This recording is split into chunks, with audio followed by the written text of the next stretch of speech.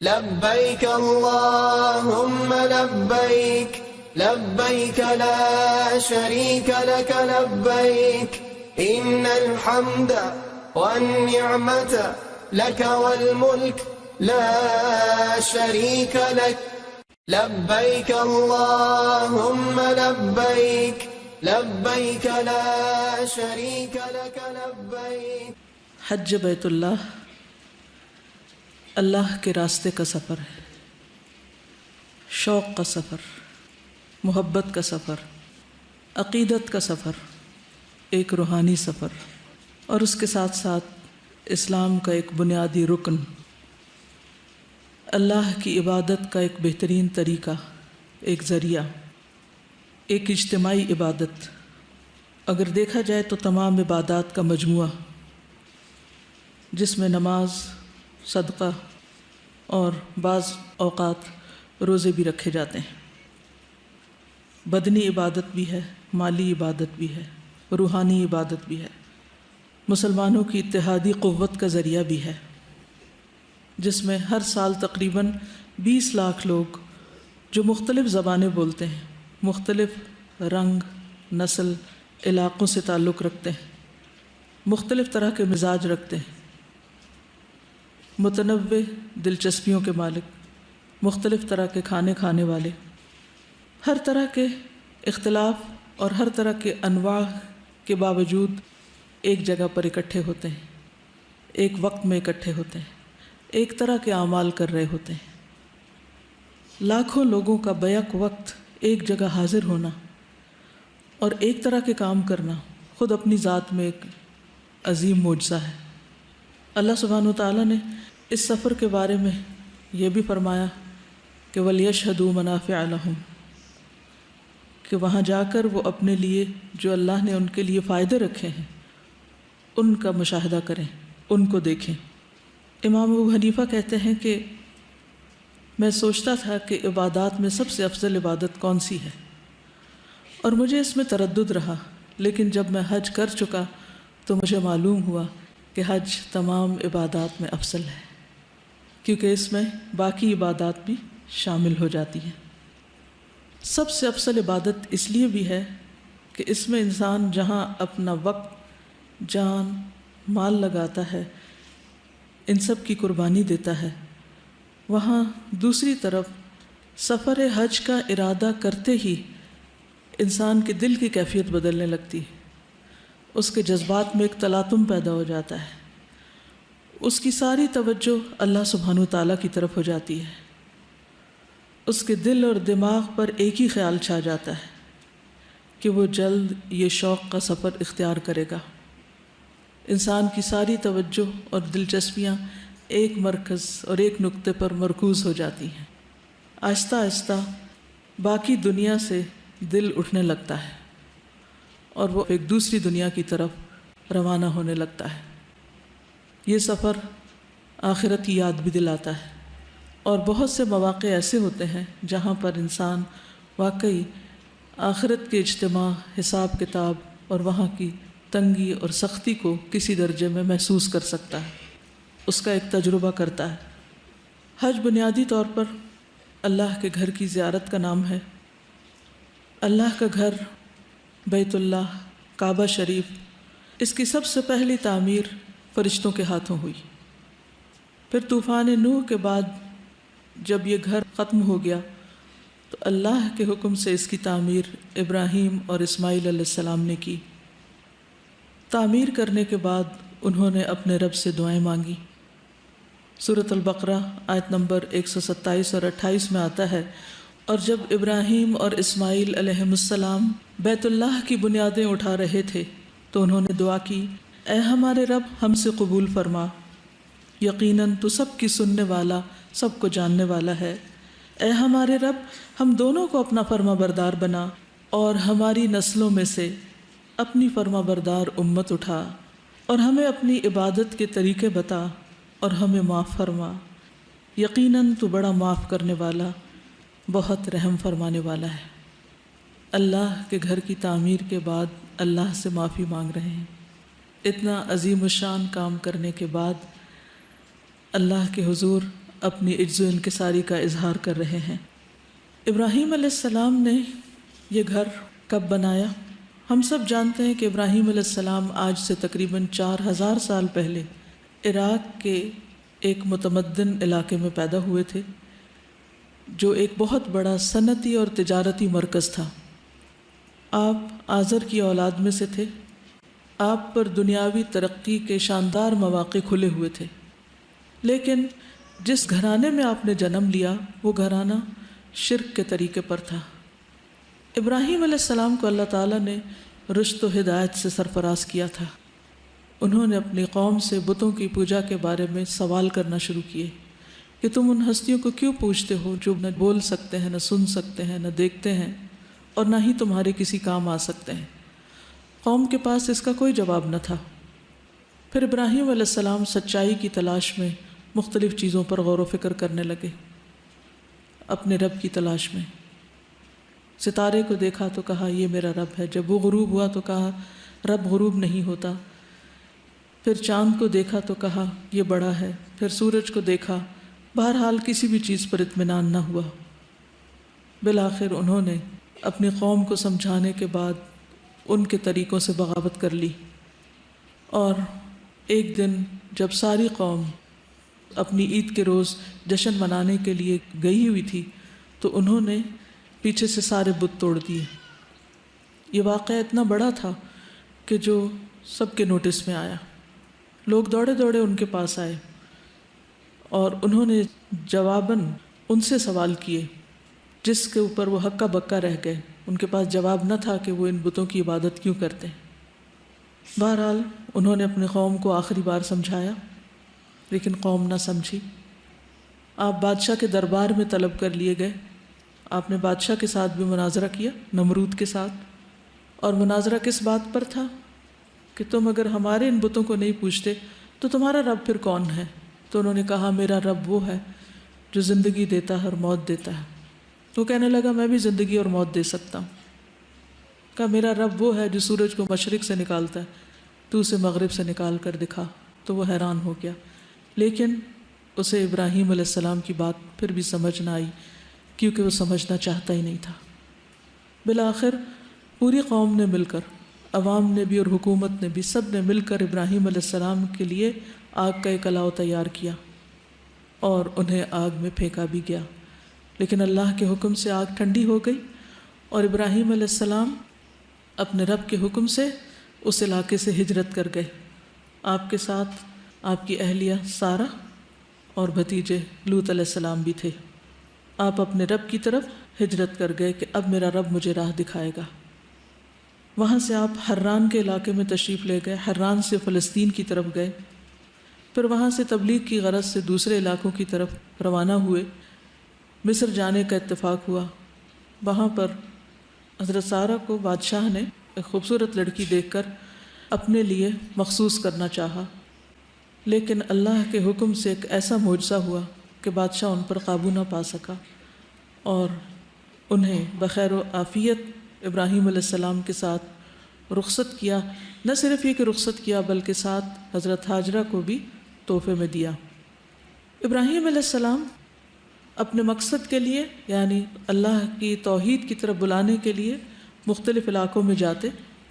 اس دوران 75 سال کی عمر میں، یا بعض روایات میں اس سے کچھ زیادہ سال کی عمر میں، اللہ تعالیٰ نے انہیں حضرت ہاجرہ سے ایک بیٹا عطا کیا، اسماعیل علیہ السلام۔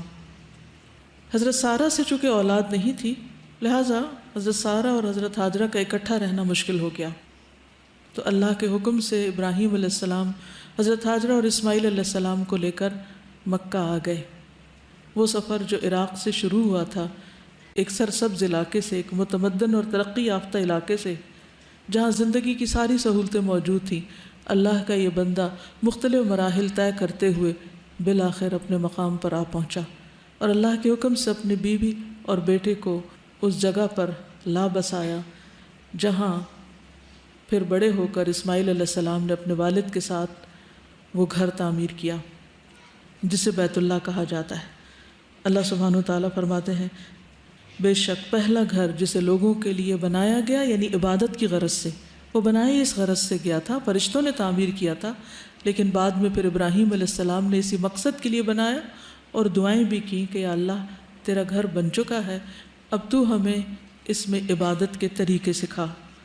وہ گھر جو امن کا گھر ہے، وہ گھر جو لوگوں کے لیے بار بار پلٹ کے جانے کی جگہ ہے، جو عبادت کے لیے دنیا بھر کے مسلمانوں کے لیے ایک مرکز کی حیثیت رکھتا ہے، جو ایک رب کی محبت میں تعمیر کیا گیا، جہاں صرف اور صرف اللہ کی بڑائی کا اظہار کیا جاتا ہے، جہاں اللہ اکبر ہی کی آوازیں بلند ہوتی ہیں۔ یہ دراصل اللہ تعالیٰ کا ہم سب انسانوں کے لیے اور خصوصاً مسلمانوں کے لیے ایک بہت بڑا تحفہ ہے، ایک بہت بڑی نعمت ہے کہ جو ہم سب کو ایک مرکز پر اکٹھے کرنے والی ہے۔ یہ گھر زمین کا دل ہے اور اسی سے بہت سے لوگوں کے دل حرکت میں آتے ہیں، اللہ کو پہچانتے ہیں، اللہ کی محبت میں روتے ہیں اور دیوانہ وار اس گھر کی طرف لپکتے ہیں۔ ہر وہ شخص جو آج تک وہاں گیا نہیں لیکن دل میں کچھ بھی اللہ کی محبت رکھتا ہے، وہ وہاں جانے کے لیے تڑپتا ہے، اور جو ایک دفعہ چلا جاتا ہے اس کا شوق اور بڑھ جاتا ہے اور وہ بار بار جانے کی دعائیں کرتا ہے اور کوشش کرتا ہے۔ اس گھر کی تعمیر کے بعد اس کے حج کا حکم اللہ سبحانہ وتعالیٰ نے ابراہیم علیہ السلام ہی کو دیا۔ قرآن مجید میں آتا ہے، اور لوگوں میں حج کا اعلان کر دو، وہ تمہارے پاس پیدل اور دبلے اونٹوں پر ہر دور کی گھاٹی سے آئیں گے، دور دراز کے مقامات سے، دور دراز کی راہوں سے اونٹوں پر بیٹھ کر، اور جن کے پاس سواریاں نہ ہوں وہ پیدل بھی آئیں گے اس گھر کی محبت میں۔ اس 4000 سال کی تاریخ میں کوئی ایک دن بھی ایسا نہیں رہا کہ جب لوگ اس گھر کی زیارت کے لیے دور دراز کے علاقوں سے جاتے نہ رہے ہوں۔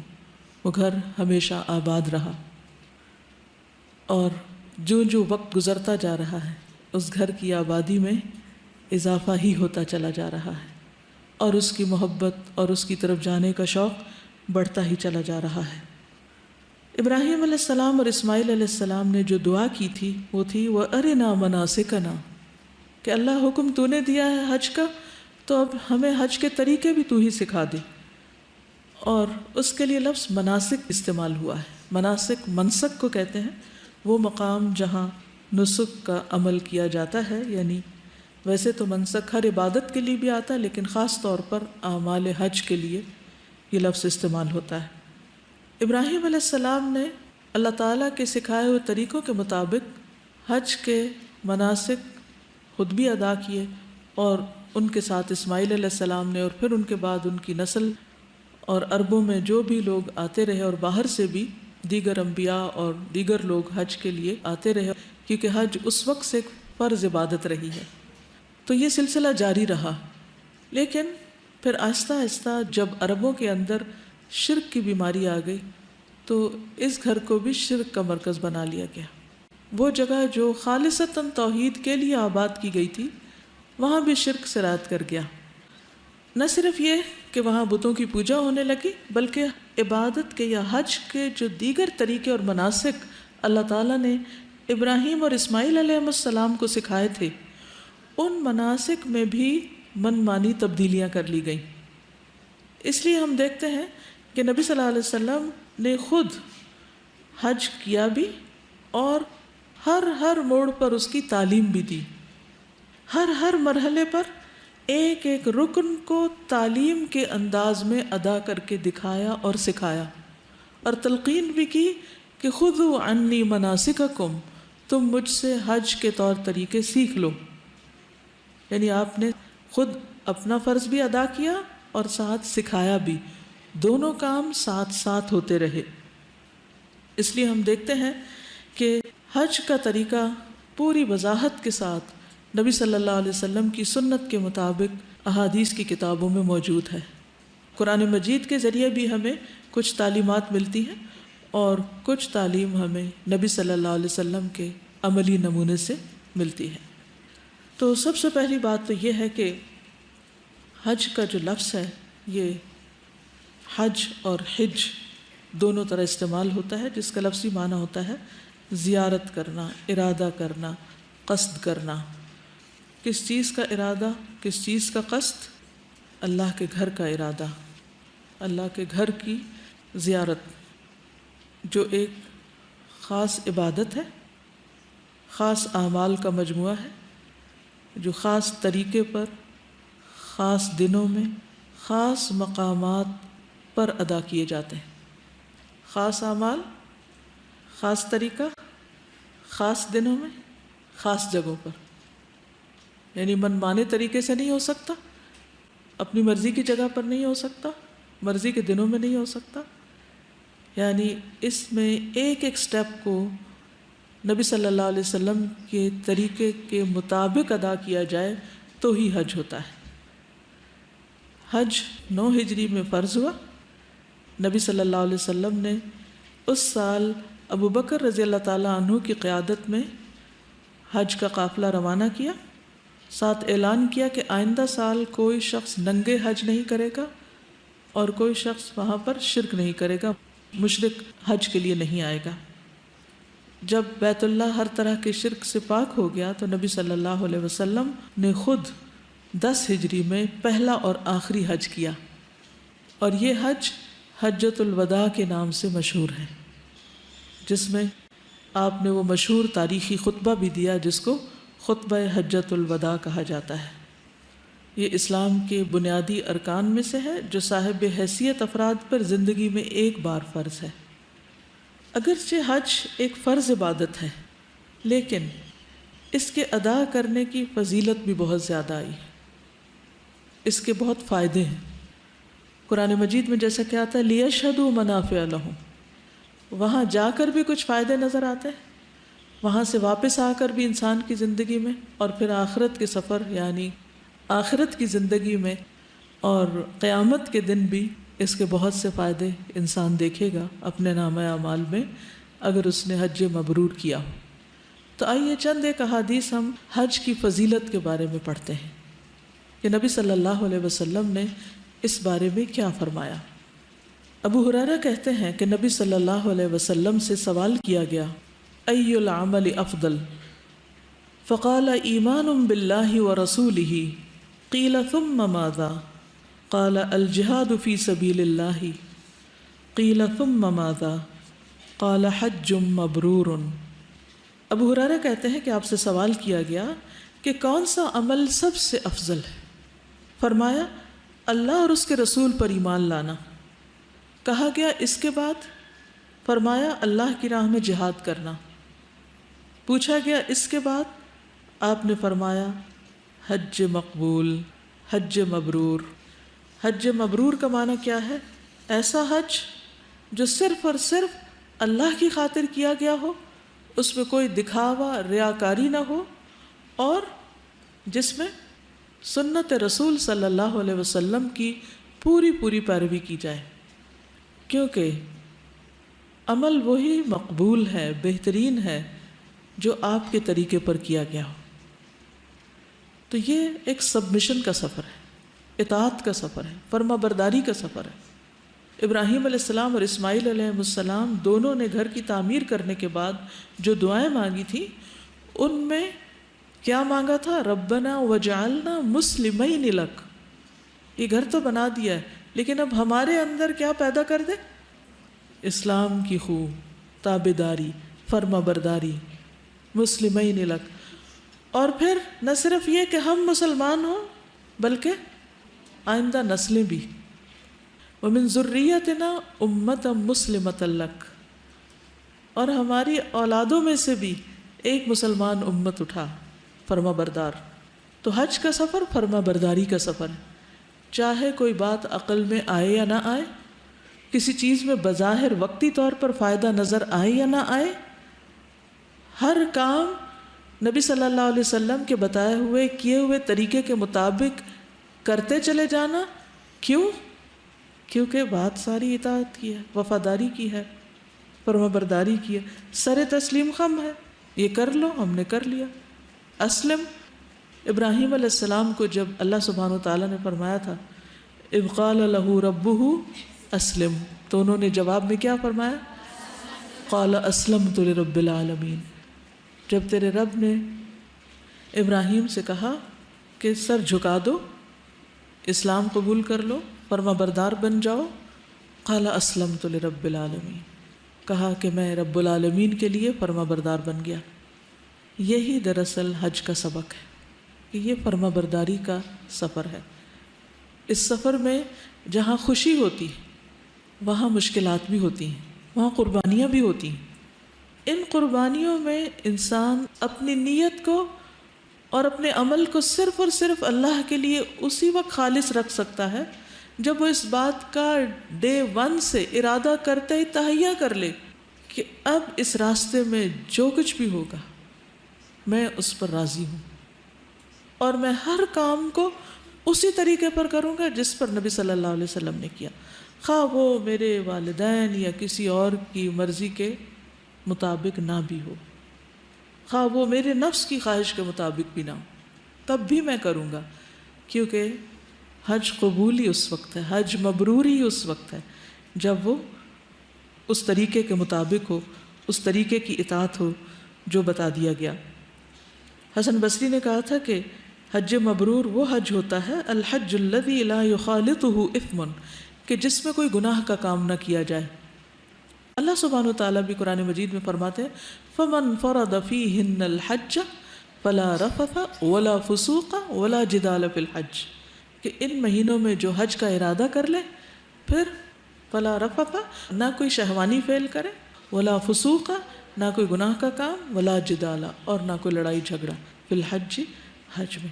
یعنی انسان کے اندر جو ٹمپٹیشنز ہوتی ہیں ان کو بھی کنٹرول کرے، انسان کے باقی اعضاء جو گناہ کرنا چاہتے ہیں ان پہ بھی نظر رکھے، اور خصوصاً زبان اور لوگوں کے ساتھ معاملہ اور رویہ، لڑائی جھگڑا، اس سے پرہیز کرے اور اس معاملے کو درست کرے۔ حسن بصری کہتے ہیں کہ ان یرجع زاہدا فی الدنیا راغبا فی الآخرہ، حج مبرور وہ حج ہوتا ہے جس میں انسان دنیا سے زہد اختیار کرتے ہوئے اور آخرت کی طرف رغبت کرتے ہوئے لوٹتا ہے، یعنی جس کے اینڈ پر انسان کے اندر دنیا سے بے رغبتی، عدم دلچسپی، اور آخرت سے دلچسپی بڑھ جاتی، وہ حج حج مبرور ہوتا ہے۔ اس لیے ایک اور حدیث میں آتا ہے العمرۃ الی العمرۃ کفارۃ لما بینہما والحج المبرور لیس لہ جزاء الا الجنہ، متفق علیہ۔ عمرہ ان تمام گناہوں کا کفارہ ہے جو موجودہ اور گزشتہ عمرہ کے درمیان سرزد ہوئے، اور حج مبرور کا بدلہ جنت کے سوا کچھ نہیں۔ تو گویا انسان جنت کے راستے پہ ہوتا ہے، جنت کا سودا کرنے جاتا ہے، جنت کی ڈیل کرتا ہے۔ نبی صلی اللہ علیہ وسلم نے یہ بھی فرمایا کہ بر الحج اطعام الطعام و طیب الکلام، حج مبرور وہ ہے جس میں کھانا کھلایا جائے اور اچھی گفتگو کی جائے، یعنی اپنے ساتھیوں کی ضروریات پوری کی جائیں اور ان سے بات بھی اچھی طرح کی جائے۔ یہ حج مبرور ہے جس کا صلہ جنت ہے۔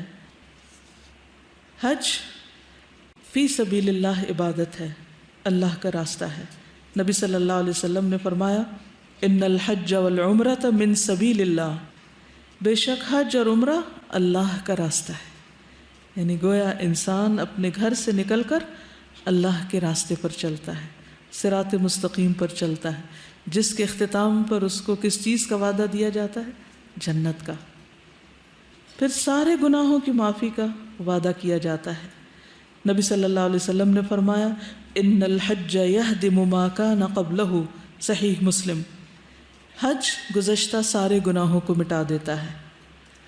نبی صلی اللہ علیہ وسلم نے فرمایا من حج للہ فلم یرفث ولم یفسق رجع کیوم ولدتہ امہ، جس نے اللہ تعالیٰ کی رضا کے لیے حج کیا اور اس دوران کوئی بیہودہ بات یا گناہ نہ کیا، وہ حج کر کے اس دن کی طرح گناہوں سے پاک لوٹے گا جس دن اس کی ماں نے اس کو جنم دیا تھا، یعنی جس دن وہ ایک بالکل نوزائیدہ معصوم پیارا سا بچہ دنیا میں آیا تھا، یعنی اللہ نے اس کو پیدا کیا۔ پھر حج فقر اور محتاجی کو دور کرنے کا ذریعہ بھی ہے۔ نبی صلی اللہ علیہ وسلم نے فرمایا تابعوا بین الحج والعمرۃ فإن المتابعة بینہما تنفی الفقر والذنوب کما ینفی الکیر خبث الحدید، سنن ابن ماجہ۔ پے در پے حج اور عمرہ کرو، بے شک یہ دونوں فقر اور گناہوں کو اس طرح دور کر دیتے ہیں جس طرح بھٹی لوہے کے میل کچیل کو دور کر دیتی ہے۔ پھر حاجی اللہ کی زمان میں ہوتا ہے، رسول اللہ صلی اللہ علیہ وسلم نے فرمایا ثلاثۃ فی دمان اللہ عز وجل، 3 لوگ اللہ کی ضمانت میں ہوتے ہیں، یعنی اللہ کی حفاظت میں ہوتے ہیں۔ اللہ کی کسی مسجد کی طرف نکلنے والا، اللہ کے راستے میں جہاد کے لیے نکلنے والا، اور حج کی ادائیگی کے لیے نکلنے والا۔ پھر کمزور کا جہاد بھی ہے یہ۔ رسول اللہ صلی اللہ علیہ وسلم نے فرمایا بوڑھے، بچے، کمزور اور عورت کا جہاد حج اور عمرہ ہے۔ حسن بن علی سے روایت ہے، ایک شخص نبی صلی اللہ علیہ وسلم کے پاس آیا اور کہنے لگا میں بزدل اور کمزور ہوں، یعنی جہاد نہیں کر سکتا۔ تو آپ نے فرمایا ہلم الی جہاد لا شوکۃ فیہ الحج، صحیح الترغیب والترہیب کی روایت ہے، ایسے جہاد کی طرف آؤ جس میں کوئی تکلیف اور اذیت نہیں، اور وہ حج ہے۔ ام المومنین حضرت عائشہ کہتی ہیں میں نے نبی صلی اللہ علیہ وسلم سے جہاد کی اجازت مانگی، یعنی حضرت عائشہ، جب اس کی اتنی فضیلت تھی تو ان کو بھی شوق آیا، تو آپ نے فرمایا جہادکن الحج، تم عورتوں کا جہاد حج ہے۔ حضرت عائشہ کہتی ہیں کہ ازواج مطہرات نے نبی صلی اللہ علیہ وسلم سے جہاد کی اجازت مانگی تو آپ نے فرمایا نعم الجہاد الحج، حج بہت ہی عمدہ جہاد ہے۔ حضرت عائشہ سے روایت ہے میں نے کہا اے اللہ کے رسول صلی اللہ علیہ وسلم، کیا ہم لوگ آپ کے ساتھ جہاد کے لیے نہ جایا کریں، کیونکہ میں نے پورے قرآن میں جہاد سے زیادہ افضل عمل نہیں پایا۔ آپ نے فرمایا لا ولکن احسن الجہاد واجملہ حج البیت حج مبرور، سنن النسائی کی روایت ہے، نہیں بلکہ تمہارے لیے افضل ترین اور سب سے زیادہ بہتر جہاد بیت اللہ کا حج ہے جو کہ حج مبرور ہے۔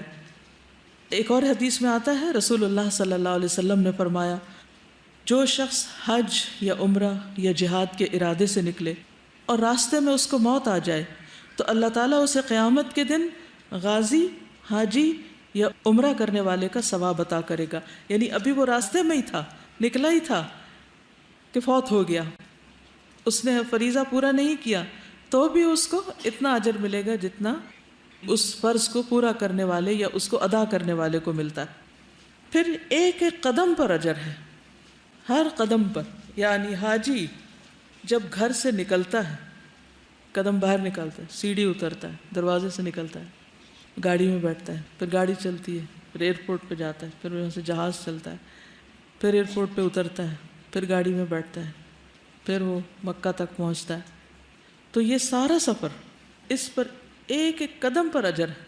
اب آپ دیکھیے کہ جب انسان کو یہ یقین ہوتا ہے کہ اس عمل پر اتنا اجر اور ثواب ہے تو پھر ساری مشکلات آسان ہو جاتی ہیں، انسان اس کو انجوائے کرنے لگتا ہے۔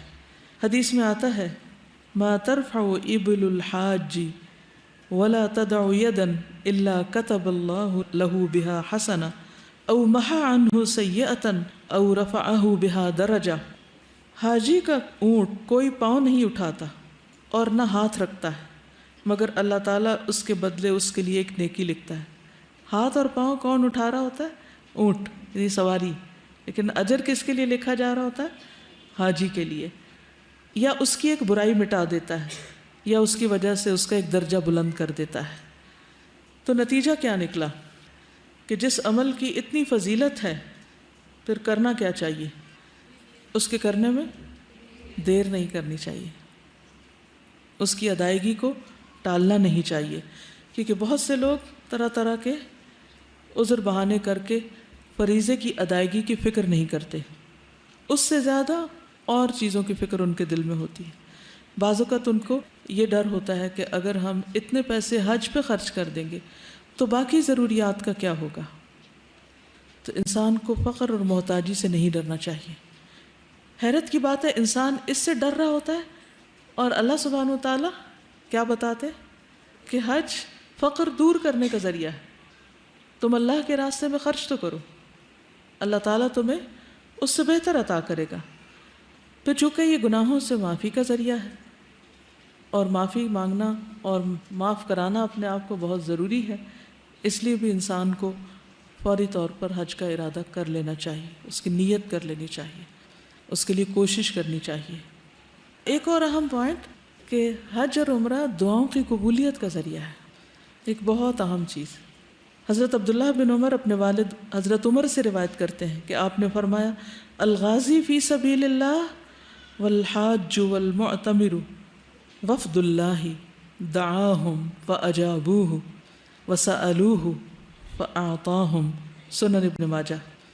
غازی فی سبیل اللہ، حج اور عمرہ ادا کرنے والے اللہ تعالیٰ کے مہمان ہیں۔ اللہ تعالیٰ نے ان کو بلایا اور انہوں نے حکم کی تعمیل کی اور انہوں نے اللہ سے مانگا تو اللہ نے ان کو عطا فرما دیا۔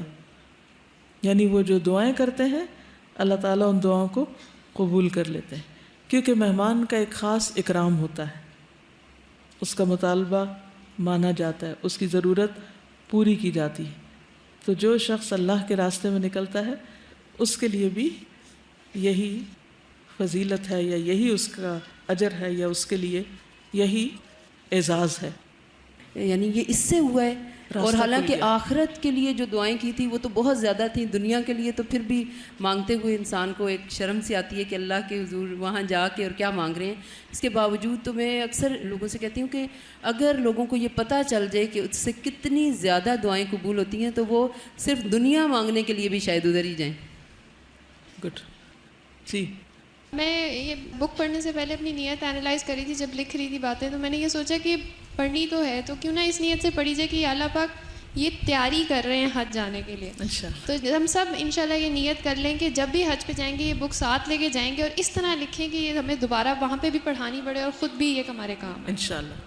تو اس موقع پر ایک آپ ایکٹیویٹی کر سکتے ہیں یا ایک کام کر سکتے ہیں، یا آپ کا ہوم ورک ہے کہ آپ اپنے خاندان کے جو صاحب حیثیت لوگ ہیں جنہوں نے ابھی تک حج نہیں کیا ان کو فون کر کے پوچھیں کہ وہ کب حج کر رہے ہیں۔ یہ نہیں کہ پولیس مین والی انویسٹیگیشن، بلکہ بہت پیار سے، اور آپ یہ بتا سکتے ہیں کہ آج میں نے حج کے بارے میں یہ حدیث سنی ہے، اور ان میں سے کوئی ایک حدیث آپ انہیں بتا سکتے ہیں کہ اتنی دعائیں قبول ہوتی ہیں، محتاجی دور ہوتی ہے، اللہ کی محبت دل میں آتی ہے، ایمان میں اضافہ ہوتا ہے، اور بہت سے فائدے جو آپ کے ذہن میں خود آ رہے ہوں۔ اور پھر سب سے بڑی بات یہ کہ اللہ نے ہم کو اپنی عبادت کے لیے پیدا کیا، اور یہ عبادات میں سے ایک افضل عبادت ہے، تو ہمیں اس کو فریضہ سمجھ کر بھی ادا کرنا چاہیے کہ یہ صرف ایک پکنک نہیں، یا صرف ایک رسم نہیں، سب جا رہے ہیں تو بھیڑ میں ہم بھی شامل ہو جائیں، ایسی بات نہیں، بلکہ پورے شعور کے ساتھ فریضے کی ادائیگی کے طور پر بھی اس کو ادا کریں۔ السلام علیکم۔ وعلیکم السلام۔ دعائیں تو ہماری یہاں پر بھی قبول ہوتی ہیں، لیکن جب میں حج کرنے گئی تو وہاں پہ اس کا اتنا مطلب پریکٹیکلی دیکھا کہ ابھی دعا دل کے اندر آدھی ہوئی ہوتی تھی، دعا بھی پوری نہیں مانگی ہوتی تھی اور فوراً سے قبول ہو جاتی تھی۔ بالکل، یعنی بعض اوقات آپ کے دل میں بس خواہش ہی آتی، بس آپ کو پیاس لگی اور آپ کو دل چاہ رہا ہے کہ اٹھ کے زمزم پئیں، لیکن آپ کو کچھ رش محسوس ہو رہا ہے یا کوئی بھی وجہ ہے کہ آپ، تو اتنے میں آپ دیکھتے ہیں کہ کوئی آپ کا کندھا تپا کے کہتا ہے زمزم پینا۔ جی آپ بولیے۔ میں یہ سوچ رہی تھی کہ جیسے کہ کسی دکان کے اوپر ایک وہ ٹیگ لگا دیتے کہ یہاں پہ سیل ہوگی اور آپ لوگ آ جائیں، اتنی 50%، 70%، 95%، تو ہم لوگ جو ہے ایون دوسرے لوگوں سے پیسے لے کے بھی کہتے ہیں کہ ذرا ہم بھی وہاں کا جو ہے نا ایک دفعہ دیدار کر رہے ہیں۔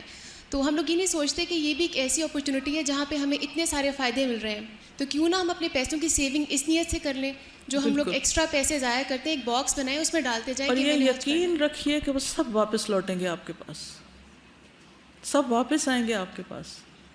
میں نے جو نوٹس کیا کہ میرے ہسبینڈ جب عمرہ کرنے گئے تو اس سے پہلے ان کے مطلب غصہ میرا بہت آتا تھا، جب وہ عمرہ کر کے واپس لوٹے تو میں کہ یہ چیز خاص طور پہ نوٹس کی کہ وہ جو کیفیت تھی نا وہ چینج ہو چکی تھی۔ یعنی عادات کی اصلاح بھی ہوتی ہے، عبادات کی پابندی کا بھی انسان عہد کرتا ہے۔ بہت سے لوگ جو پہلے نماز نہیں پڑھتے وہ حج کرنے کے بعد نماز کی پابندی شروع کر دیتے ہیں، زکوٰۃ جو نہیں دیتے وہ زکوٰۃ دینے لگتے ہیں، اپنے دیگر فرائض کو ادا کرنے لگتے ہیں، ان کے اندر واقعی ایک تبدیلی آتی، تو یہ تبدیلی کا سفر بھی ہے۔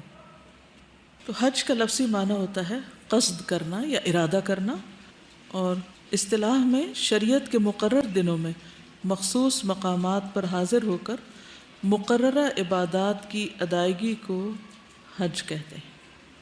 یہ بنیادی ارکان میں سے ایک رکن ہے۔ قرآن مجید میں اللہ تعالیٰ فرماتے ہیں وَلِلَّهِ عَلَى النَّاسِ حِجُّ الْبَيْتِ مَنِ اسْتَطَاعَ إِلَيْهِ سَبِيلًا وَمَنْ كَفَرَ فَإِنَّ اللَّهَ غَنِيٌّ عَنِ الْعَالَمِينَ، اور لوگوں پر اللہ کا یہ حق ہے کہ جو اس کے گھر تک پہنچنے کی استطاعت رکھتا ہو وہ اس کا حج کرے، اور جس نے انکار کیا یعنی استطاعت کے باوجود نہ گیا تو بے شک اللہ تعالیٰ جہان والوں سے بے نیاز ہے۔ اور استطاعت سے مراد راستے کا سامان اور سواری کا انتظام ہے، راستے کا سامان اور سواری کا انتظام۔ عبداللہ بن عمر کہتے ہیں رسول اللہ صلی اللہ علیہ وسلم نے فرمایا بنی الاسلام علی خمس شہادت اللہ الہ الا اللہ وان محمد الرسول اللہ واقام الصلاۃ وایتاء الزکاۃ والحج وصوم رمضان، صحیح بخاری۔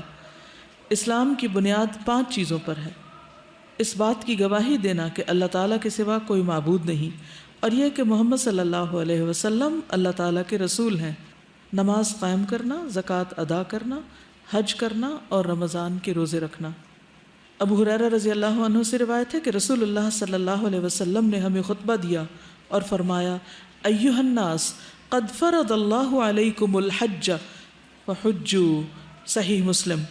اے لوگو، اللہ نے تم پر حج فرض کیا ہے پس تم حج کرو، لیکن یہ فرض زندگی میں ایک بار ہے، اس لیے ایک اور حدیث میں آتا ہے الحج مرۃ واحدہ فمن زاد فہو تطوع، حج ایک بار ہوتا ہے اور جو زیادہ بار کرے وہ نفل شمار ہوگا۔